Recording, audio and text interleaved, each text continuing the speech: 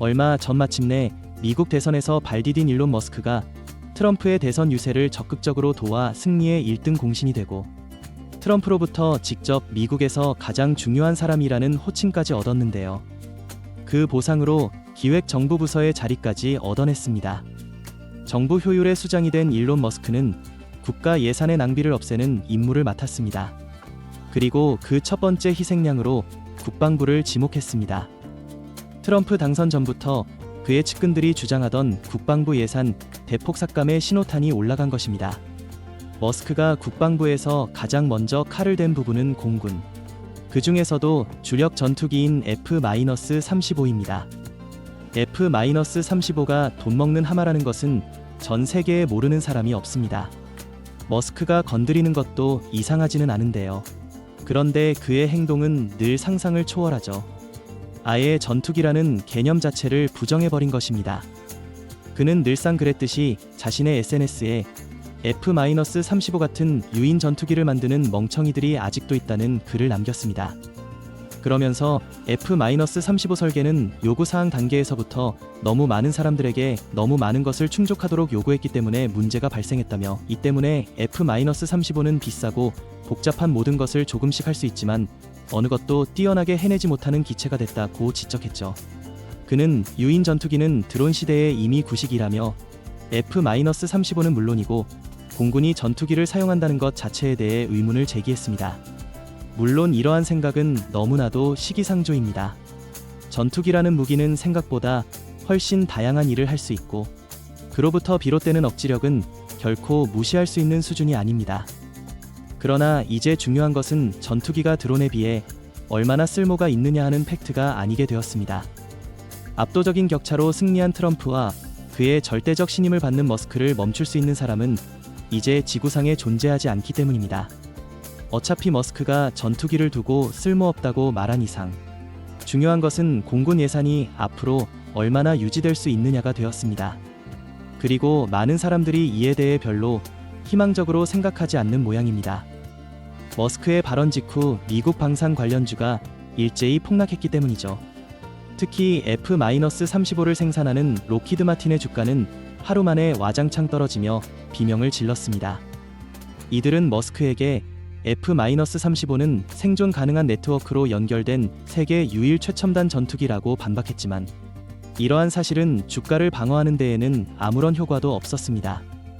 따지고 보자면 로키드 마틴의 주장은 100번 맞는 말이고 머스크의 어설픈 평가는 방구석 밀리터리 매니아가 반박할 수 있는 수준입니다.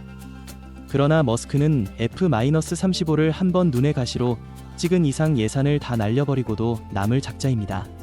관련 업계는 분하지만 최소한 예산 대폭 감축, 최악의 경우에는 단종까지도 각오하고 있습니다. 세계 각국은 이런 상황에 적잖이 당황하고 있습니다. F-35가 아무리 비싸도 현재로선 돈을 주고 거래할 수 있는 사실상 유일한 스텔스 전투기입니다. 당장 얼마 전에도 루마니아가 F-35 32대 구매에 합의하면서 폴란드 못지않은 동유럽 군사 강국으로 발돋움했다는 주목을 받았습니다. 터키의 경우는 러시아산 방공 미사일 S-400을 도입한 대가로 F-35 도입을 거절당하자 S-400 기술을 완전 포기하는 것으로 다시 F-35를 도입하게 해달라고 미국에 싹싹 빌고 있습니다. 미국은 이를 한 차례 거절했는데도 터키는 불과 얼마 전에도 2차 요청서를 보내면서 끈질기게 붙고 있는 상황이죠. 도입하는 것만으로도 주목받고 비굴한 꼴을 당하면서까지 사오려고 할 정도로 F-35의 시장 입지는 절대적인 것입니다.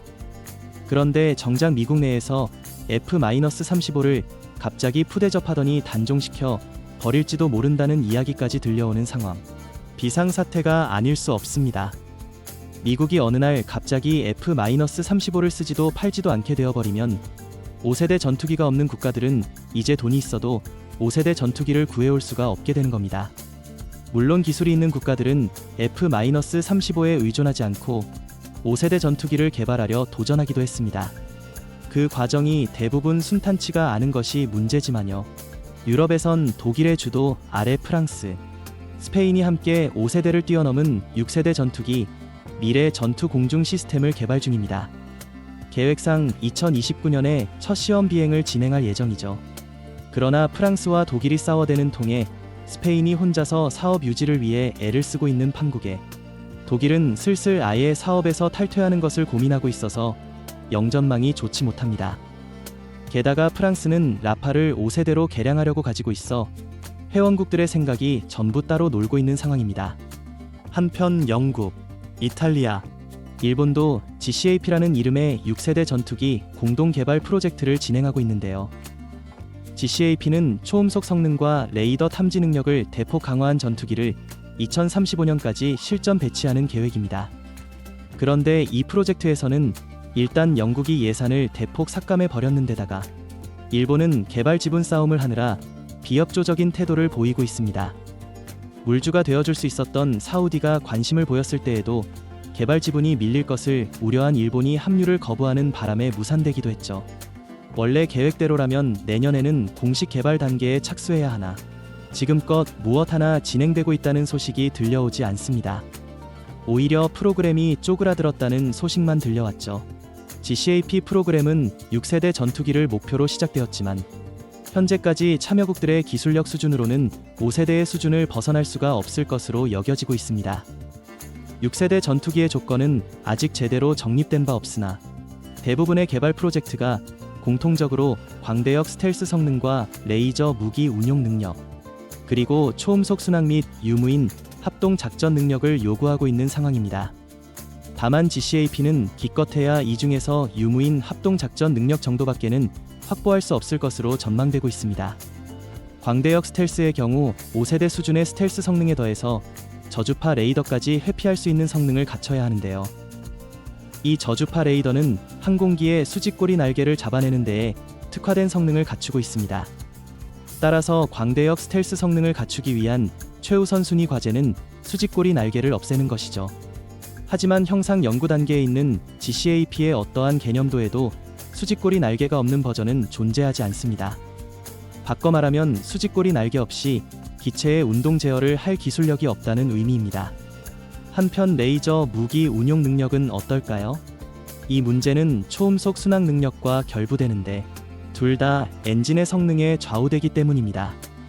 레이저 무기를 전투기가 운용하려면 무엇보다 고출력 레이저를 소화할 수 있는 발전량이 필수적입니다. 엔진 출력과 효율이 높을수록 발전량도 많아지게 마련인데 레이저를 사용할 수준이 되려면 그 발전량이 어지간히도 많아야 한다고 하죠. 현재 엔진 성능이 그 수준에 근접한 것은 미국뿐입니다. GCAP의 경우 회원국 중에선 영국이 그나마 가장 높은 엔진 기술력을 보유했지만 그 영국이 프로젝트 유지에 회의적인 입장이라 앞날이 깜깜해졌다고 합니다.